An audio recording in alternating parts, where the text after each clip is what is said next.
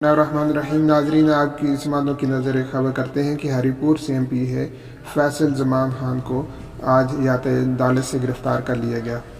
ہری پور سے MP فیصل زمان خان کو آج یات عدالت سے ضمانت کی منسوخی پر گرفتار کر لیا گیا۔